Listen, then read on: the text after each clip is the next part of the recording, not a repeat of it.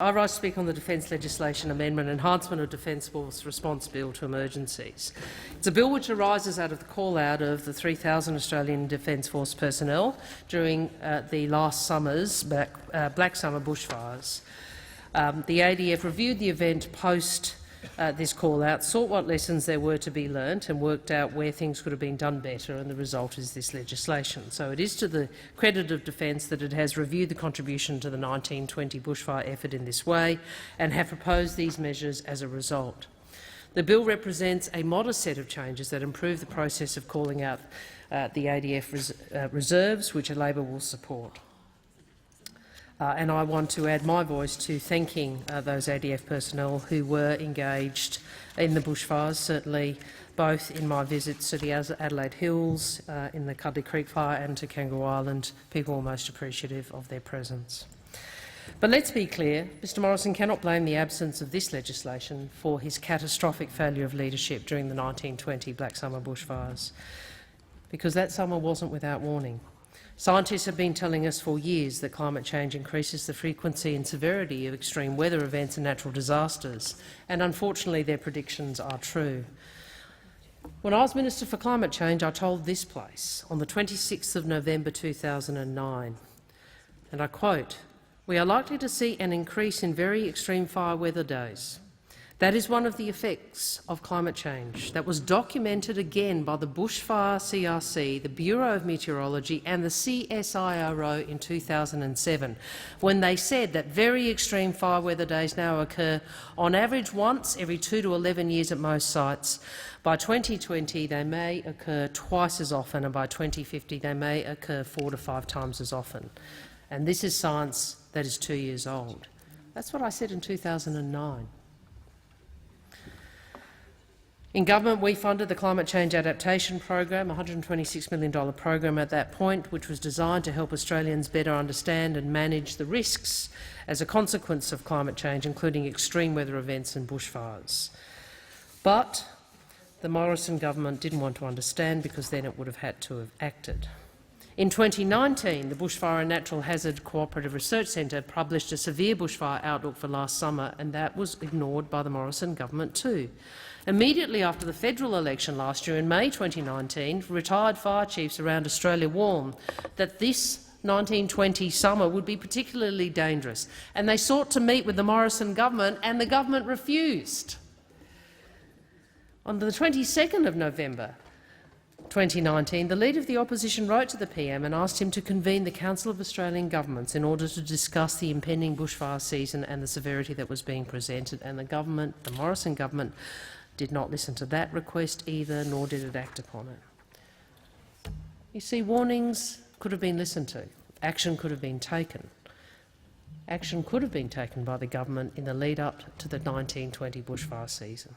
It had promised an emergency relief fund, $200 million every year, which was ready to provide funding that could have been used to reduce risk, but not a cent was delivered. The National Aerial Firefighter Centre was asking for more funding back in September 2019, but nothing was delivered. With this bill, the Morrison government wants people to believe that the main problem with last summer's bushfires was that Defence reservists couldn't be called out fast enough.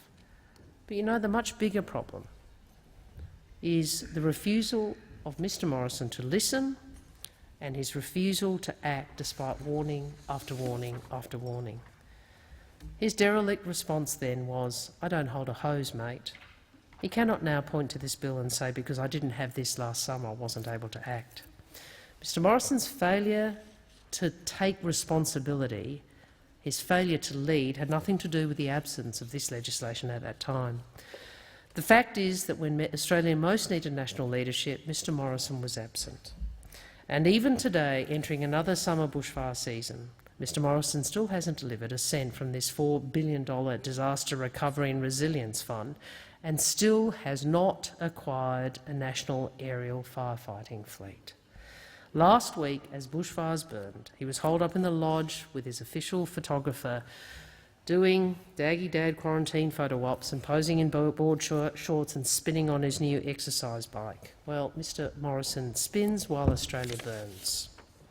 For decades, the ADF has supported Australians in their time of greatest need, and has done so magnificently. When states and territories have asked for assistance, the Australian Defence Force has been there, providing confidence and relief. In the case of the summer bushfires, this assistance was being provided before January 2020, the 4th of January 2020, when the formal call-out occurred. Now, instead of summoning the courage to stare down the climate change denialists in his own party to end the climate wars, to act on the climate change that Australians can see, feel and smell, Mr Morrison is trying to hide behind the courage of the ADF. You see, as valiant as they are, our Defence Forces cannot solve this problem alone. Adapting to a changing climate and avoiding the worst of climate change, averting the worst of climate change, is not the Defence Forces' job. It's the leader of the country's job. It's the Prime Minister's job. What Australia needs from Mr Morrison is a recognition that our climate is changing and bushfire risk is increasing. Australians need him to deliver on bushfire preparedness. They need him to deliver on resources like aerial bombers to fight fires, and Australians need Mr Morrison to take action to avoid the worst impacts of unchecked climate change. A key measure in this bill is to align the immunities that are held by the ADF with the immunities held by civil emergency response agencies in moments of crises. When it was first introduced, concerns were raised about these provisions.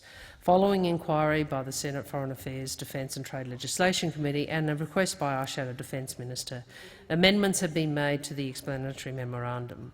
As a consequence, there is now a firm statement that all references in the bill's provisions to assistance in relation to a natural disaster or other emergency relate only to defence, assistance to the civil community, and thus, as a consequence, do not authorise the use of force or other coercive powers. There is also confirmation that proposed immunity provisions apply only to individual defence members and not to the Commonwealth. So there is still an avenue for remedy should a member of the public suffer loss or damage as a result of the assistance rendered by defence. It is also explicit that immunity is not automatic for both foreign and domestic forces.